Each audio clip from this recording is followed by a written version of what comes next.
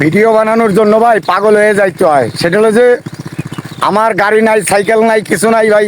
থাকি তো কুটিকাটি প্রবাসী, ঢাকা প্রবাসী।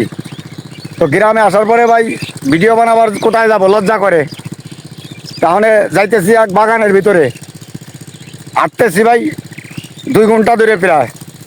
হাঁটতে হাঁটতে হাঁটতে হাঁটতে আমার তো ঠ্যাং ঠুং ব্যথা হয়ে গেছে। তো তারপরেও ভিডিও বানাই, তুমি কিছু করার নাই, অবশ্যই সাথে থাকেন।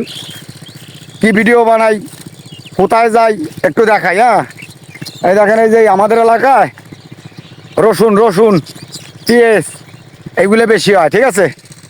এই দেখেন, এই যে ওইগুলো হলো রসুন। আর সাথে 2জন সেলিব্রিটি আছে ওই যে পিছনে, দেখতে পারতেছেন মনে হয়। আর এইদিকে যদি একটু দেখাই, ওই দেখেন ওই যে ভুট্টা ক্ষেত। এই জায়গায় আমি গতকালকেও আসছিলাম, লাইভ করছি। যারা দেখছেন অবশ্যই তো জানেন, মাঝে মাঝে আমি এসে বসি, ঠিক আছে।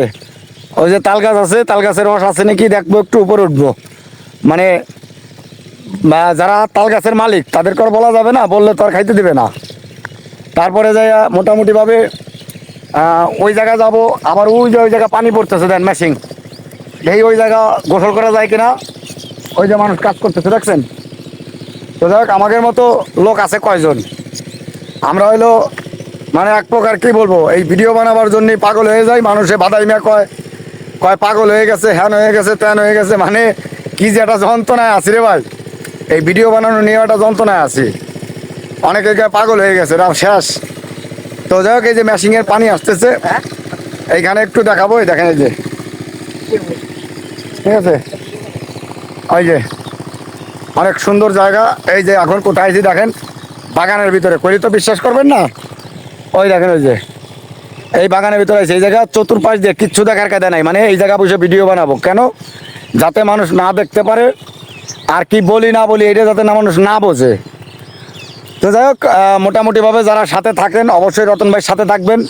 এই দেখেন, এই যে দেখবেন তাল গাছের বাগান।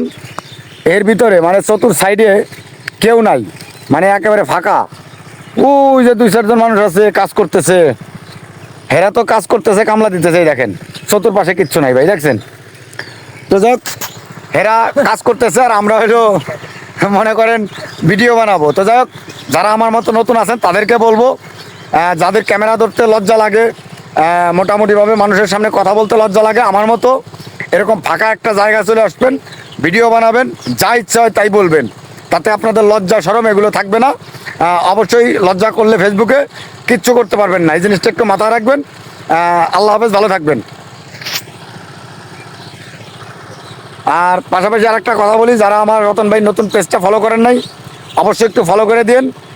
আপনারা যদি নতুন পেজটা ফলো করেন এবং কমেন্ট করে দেন, যে ফলো করার পরে একটা ভিডিওতে কমেন্ট করেন যে ভাই আমি ফলো করে দিলাম, অবশ্যই আমার নতুন পেজটা ফলো করলে আমি আমার পুরান পেজ থেকে আমার বড় পেজটা দিয়ে আমি আপনাকে ফলো করে দিব, সমস্যা নাই ভাই।